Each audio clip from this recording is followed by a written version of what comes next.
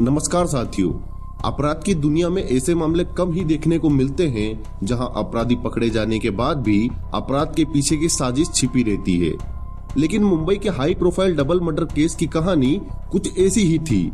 जी हां, वो double murder जिसमें हत्यारों ने शहर की मशहूर कलाकार हेमा उपाध्याय और उनके वकील हरीश भंबानी को एक ही झटके में मौत के घाट उतार दिया और कुछ ही घंटों में पकड़े भी गए। लेकिन फिर भी वारदात के पीछे की पूरी साजिश का खुलासा नहीं हो सका। चलिए सुनते हैं पूरी कहानी। वीडियो में आगे बढ़ने से पहले वीडियो को लाइक और चैनल को सब्सक्राइब जरूर करें। साल था 2015, तारीख थी 12 दिसंबर। इस चौंकाने वाली कहानी की शुरुआत हुई शाम 6:30 बजे, जब हेमा और हरीश की लाशें कांदिवली के एक नाले में मिली।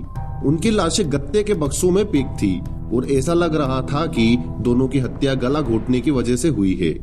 पुलिस ने जल्द ही शहर के 2 अलग अलग पुलिस स्टेशनों में दर्ज हुई गुमशुदगी की रिपोर्ट के आधार पर दोनों की पहचान की और जांच शुरू की।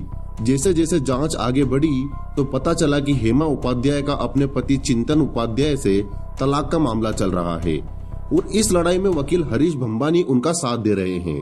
इसलिए शुरुआती शक चिंतन पर ही गया और जल्द ही चिंतन को हिरासत में ले लिया गया। लेकिन मामला पहली बार उलझा हुआ तब लगा जब पकड़े जाने के बावजूद चिंतन ऐसी किसी भी साजिश से इनकार करता रहा।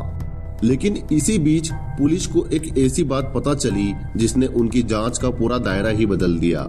ये हत्या से कुछ घंटे पहले हेमा उपाध्याय के मोबाइल पर आया एक फोन कॉल था।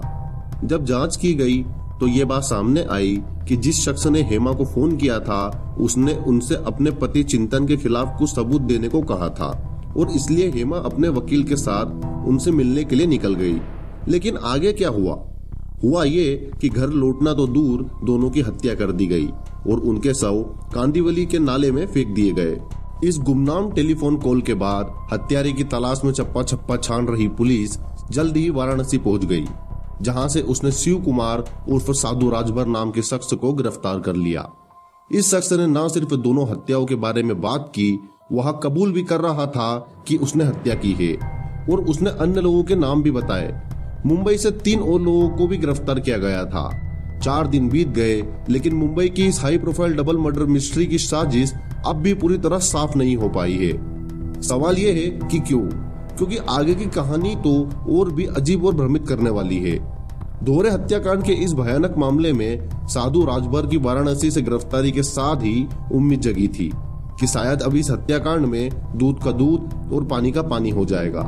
लेकिन जैसे ही साधु राजभर ने अपना मुंह खोला, यह मामला सुलझने की बजाय मामला थोड़ा और उलझ गया, क्योंकि साधु के मुताबिक उसने हत्या अपने गुरु यानी विद्याधर राजभर के कहने पर की थी।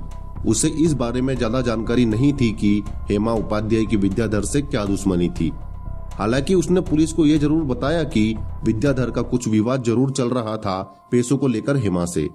हालांकि पुलिस शायद इस साधारण सी कहानी पर विश्वास कर लेती अगर उसे यह न पता होता कि हत्या से पहले हेमा के पति चिंतन उपाध्याय न केवल दिल्ली से मुंबई आए थे, बल्कि उन्होंने और विद्याधर ने एक दूसरे से बातचीत भी की थी।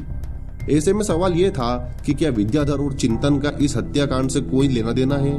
जाहिर है सवाल अभी बाकी थे। हेमा उपाध्याय और विद्याधर बिजनेस पार्टनर थे और इसी पार्टनरशिप के बकाये के तौर पर विद्याधर हेमा से 5,20,000 रुपए लेना चाहता था, जबकि हेमा ये रुपये नहीं दे रही थी। 11 सितंबर को विद्याधर ने हेमा को फोन किया और उसे उसके पति चिंतन के खिलाफ सबूत देने के बदले फिर से अपने रुपयों की मांग की। इस बार हेमा सबूतों के लालच में रुपए चुकाने के लिए राजी हो गई, लेकिन साथ ही ये शर्त भी रख दी कि पहले वो और उसके वकील हरीश भंबानी खुद सबूतों की जांच करेंगे। विद्याधर इसके लिए राजी हो गया और दोनों कांदिवली में विद्याधर राजभर के गोदाम में जा पहुंचे। लेकिन यह पहुंचते ही कहानी में नया ट्विस्ट आ गया।